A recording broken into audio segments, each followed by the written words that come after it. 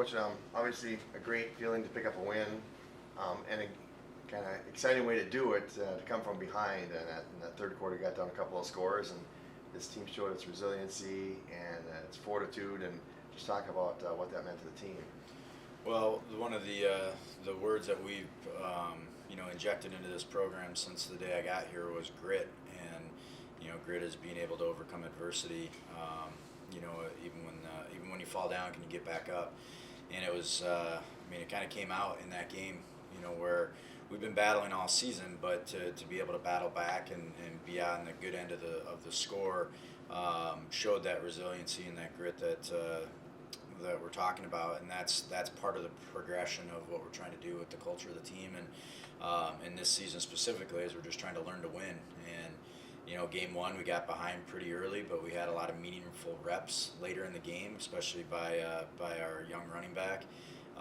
Then we get into the second game, we get down 14-0, come all the way back and make it 14-10, and just battle it out, throw in the end zone to try to win the game, and we come up short. But we end up getting into this game, we're down 15 two different times, and keep fighting back, and we end up taking control midway through the third quarter, and we're able just to kind of chip away and just manage the game towards the end. And it was, it was very emotional, and we had a bunch of guys make some really big plays for us.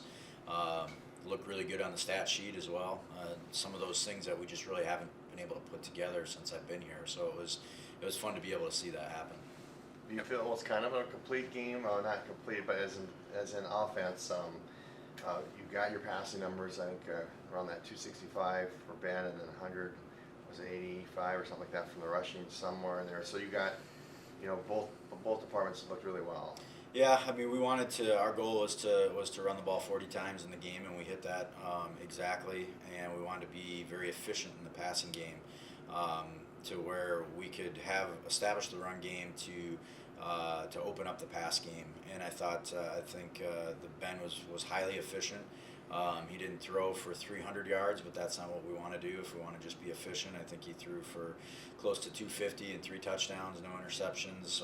Ran the ball really well. So he played the style of game that we want to get at that quarterback position, where we just control the ball, make the right reads, do the little things to keep drives alive. And we saw Ali Muhammad again had another really good game, couple very strong runs, and he finished up with 85 on the day. It's kind of what he's been around in the last 3 games. And Isaiah Hall had a really good game. He kind of came out and showed a couple of really big runs that we wanted to see out of him as well. So offensively, especially with the run game, that was crucial. And then the pass game, Levante Bushnell had a 100-yard receiving game for us. Corey Kerrigan, our freshman, again showed that he's got that big play potential with the touchdown catch that he made. So yeah, I think offensively, we played as complete of a game as we could have. The thing we'd want back offensively is just we have way too many penalties, and that's just on us. We can get that fixed, but other than that, I think that side of the ball we played as well as we wanted to play. How encouraging is it to see the defense consistently getting off the field for most of the last 2 games? Yeah, I think early in the game we weren't playing as well on defense as we wanted to.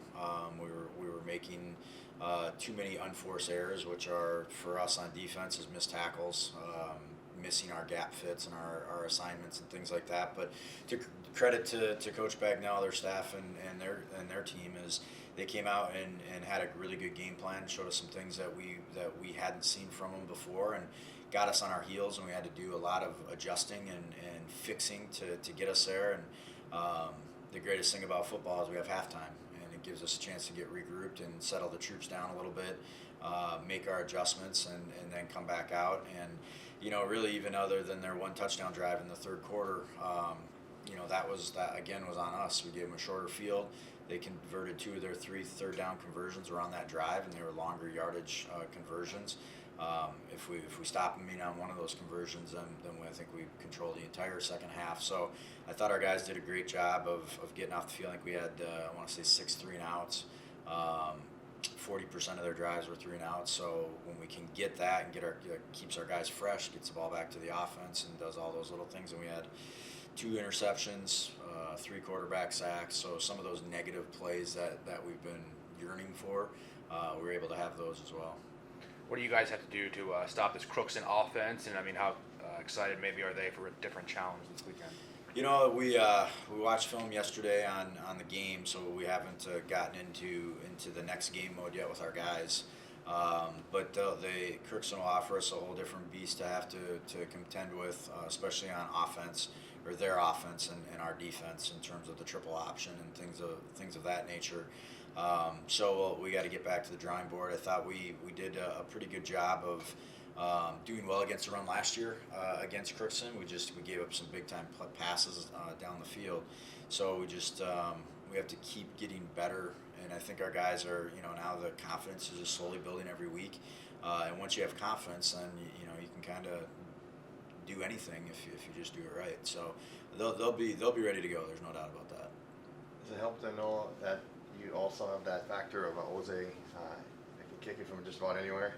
Yeah, Jose, he had another great game. I mean, he was, I think he averaged 42 yards a punt. Probably his last punt was the most crucial. We had a bad snap over his head. He was able to get his hand on it and still had the wherewithal to get the ball. Didn't fall on it and give them great field position. Was able to get out and kicked it on the run, put it over the head of their returner. And we were able to pin them deep. I mean, that was the most clutch kick that he had. Not to mention his 46-yarder into a 15-mile-an-hour wind late in the fourth quarter. So yeah, he was money all night, and we need that just to be able to try to play that field position game where we can just constantly flip the field and give either side of the ball a great field position. And when you go 4 for 4 on PATs and 2 for 2 on field goals, he also adds 10 points for us as well. And we won by 5. So if we didn't have Jose, I don't know where we would be today.